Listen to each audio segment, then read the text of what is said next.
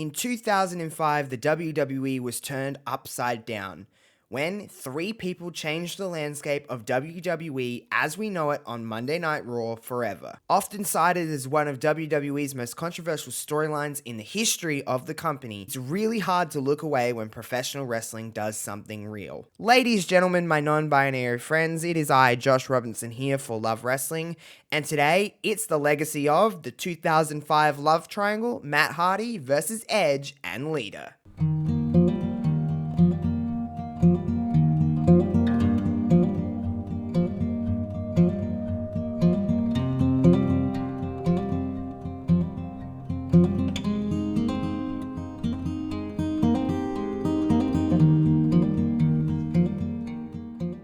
In 2005, the WWE was never the same after the rivalry between Matt Hardy and Edge. It is well known and well documented of what happened between Matt Hardy, Edge, and Lita off-screen in 2004 and 2005. Of course, as everyone knows, Matt Hardy and Lita were in a relationship throughout the early to mid-2000s, happy and in love, but of course, everything can kind of get turned upside down in the world as we know it. Now, a lot of personal stuff is he said, she said, and I'm not here to comment on that kind of stuff. What I can comment on is what WWE presented on screen. Sometimes it's hard to avoid real life in anything, but in professional wrestling, when something gets written into the show and we get one thing and then all of a sudden we have another because real life takes over. That's exactly what happened at the beginning of 2005. Now, while the age of the internet was certainly coming into effect, this was one of the first times that I can recall that the internet actually did have a major effect on what was going on. As we all know, and the story has been told 100 different times in 100 different ways, but it gets the same answer. We all know that at the beginning of 2005 or the end of 2004, Matt Hardy made it very known that Edge and Lita were in a relationship, and Lita was subsequently cheating on Matt Hardy. So, of course, Matt Hardy didn't know what to do, and other than just kind of keep things to himself, he went public. It is what he did. Everyone kind of knows it, but it became so heavy and so intense that I guess you could say that it kind of took things over, especially when Lita was involved on screen. Now, if you remember at the beginning of 2005, Lita actually had an ACL injury in a match with Trish Stratus at New Year's Revolution. She would lose the Women's Championship, but would still be on screen assisting Christy Hemme, and storyline-wise, she was helping Christy Hemme try to defeat Trish Stratus at WrestleMania 21. Now, there was a segment with Trish Stratus and Lita that happened in 2005 in Madison Square Garden. And this was the first kind of time that the chants and jeers of the WWE audience was taking over this segment in regards to Lita. You screwed Matt.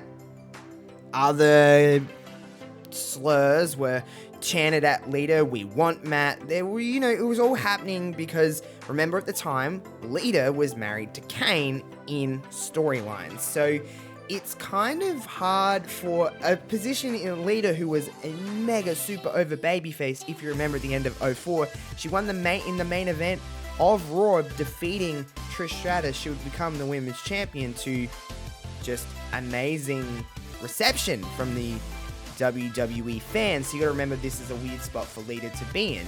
And given storyline wise, she was in a storyline with Kane and doing all these things, and it was a whole thing, because if you remember, the last time we seen Matt Hardy on WWE screens was Till Death Do Us Part, the match against Kane, and which of course Matt lost and Lita was forced to marry Kane. And then the August 23 episode, Matt Hardy was chokeslammed off the stage by Kane, and he would, well, in turn, nearly spend a whole year off television with everything that would go down. While Lita and Matt Hardy were both doing their things on and off screen, Matt recuperating from an injury, Lita in a storyline with Trish Stratus, and then things slowly start to change with the storyline with Kane. For Edge in 2005, he was doing really big things. Of course, at WrestleMania 21, he would win the first ever Money in the Bank ladder match. An amazing contest, and Edge was really on top of the world, starting to get that kind of, as they say, main event push. So Edge was in a really cool position going into the early parts and into the middle of 2005.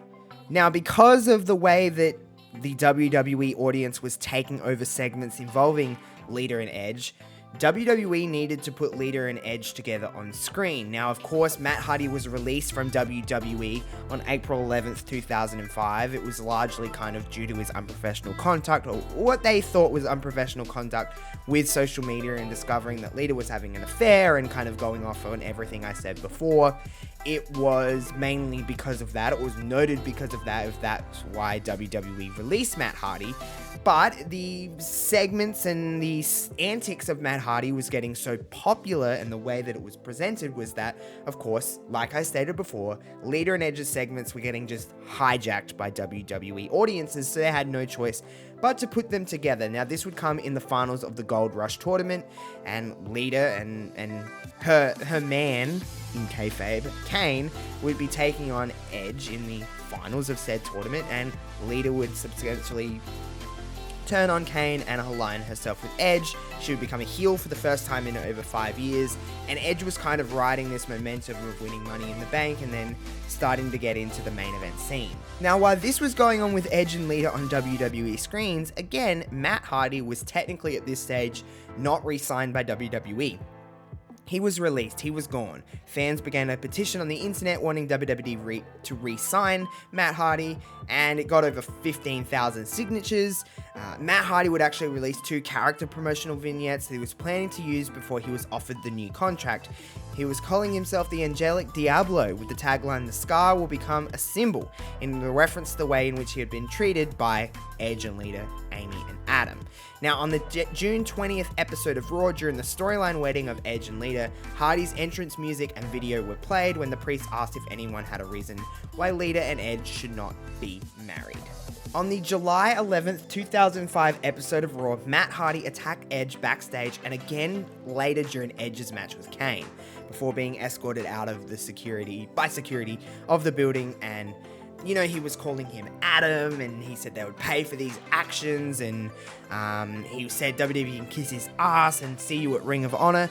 They really tried to make it as if Matt Hardy was really not signed and he was invading the kind of WWE system, and he was trying to get and making things as real as they can be, because they were really trying to make this was based in reality, of course, but they had to still be professionals about everything. Now, it was crazy over the next few weeks with the way that Edge was getting attacked by Matt Hardy and security. It was a really, again, if you take away everything being so sour towards the situation as one should be, it was a really fun time. If you just look at it from pure television, it was exciting. Matt Hardy and Edge was the #1 rivalry of that year for a reason, one of the best rivalries of all time, because it was so real. It was doing things that we had never seen before in this kind of like work shoot kind of deal. On the August 1st episode of Raw, Vince McMahon officially announced Matt Hardy's return to WWE. He added that, of course, at SummerSlam it would be Matt Hardy versus Edge, and of course, Matt Hardy would make his in-ring return, and things kind of settled into more of a normalcy, with Matt Hardy now being officially re-signed by WWE and kind of doing different things. There would still be attacks, there would still be all these things.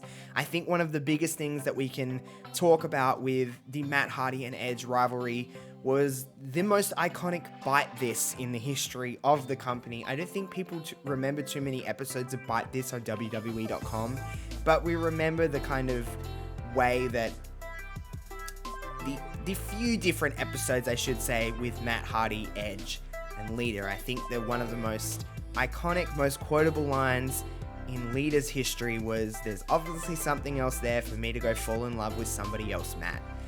This stuff was real. This stuff was, I mean, again, it's hard to say that, oh my god, I got so much pleasure out of watching this. It's like, it was hard, and especially now and everything going through that time, it must have been horrible for those three involved. No matter what you feel towards everyone in their respective positions in the situation, it must have been a real bummer to have to do some of those segments. But of course, there was the other segment with Matt and Edge in 2 separate rooms having the kind of face-off, and the way that all went down, they were calling each other by their real names, and they were going off at each other and swearing, of course censored and all of that kind of stuff. But it was intense. It was really, really intense. And I think they're probably the things we remember most besides the matches that they had during this time. Of course, Matt Hardy and Edge would face at SummerSlam. They would kind of come to a bit of a premature end with that match when it was, there was lots of blood and the bleeding heavily of Matt Hardy, and, it was Edge that actually won that match, but they would end up having some other killer matches on Monday Night Raw and some pay-per-views. Of course, the street fight on August 29 that resulted in Matt Hardy performing a side effect on Edge off the entrance stage and into the electro equipment below.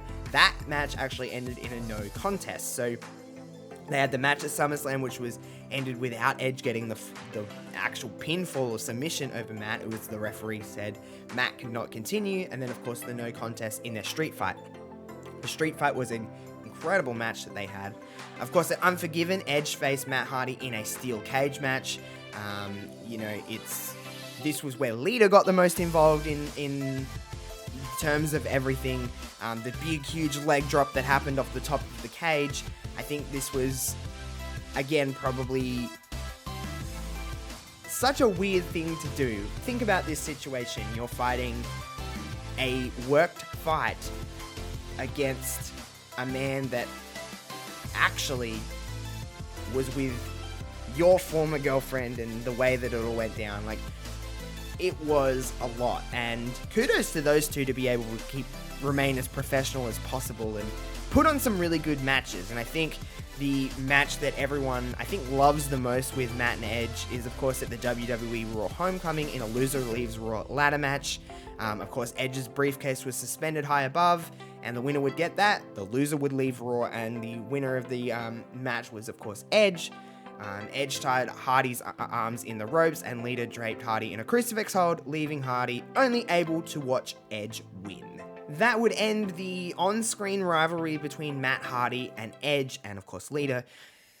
They had 4 really brutal matches, 4 really intense matches. There was months and months of just on-screen drama, off-screen drama, and trying to make the best out of a bad situation and try to make some good television. I think in 2005, when we think rivalries, I don't think that there's one that has as much of a legacy as this one. I think this will go down as one of the greatest rivalries in professional wrestling history for maybe all of the wrong reasons and all of the reasons that we don't want something to happen, but trying to do the best with what they were kind of given the circumstances. Of course, Matt Hardy, Edge, and Lita would all go on to have wonderful careers and kind of not really have too many more interactions on screen throughout their WWE tenders or any other company that they decided to do. Edge, of course, wrestling now in WWE after a 9-year hiatus. Lita had one of the better matches of 2022 at Elimination Chamber with Becky Lynch and kind of getting her maybe swan song in wrestling. Matt Hardy, of course, now a part of All Elite Wrestling. They're all doing their things. They're all Hall of Fame worthy careers. 2 of them are already in the Hall of Fame. It's just Matt Hardy to go, and I'm sure he'll get there one day. That's going to do it for this week's The Legacy of. I hope you have a great New Year's, and I guess we'll see you in 2023, because next week we're kicking off 2023 with the lovely Stacy Keibler. Yes, The Legacy of Stacy Keibler is coming to you next week here on Love Wrestling. Make sure you like, share, subscribe, all that fun stuff. Leave a comment below and tell me what you liked about this episode of The Legacy of. Of course, you can follow Love Wrestling at Love Wrestling CA pretty much across the board. You can follow me at JoshRobinson_00 pretty much across the board as well. But until next time, guys, I am out of here. Peace out.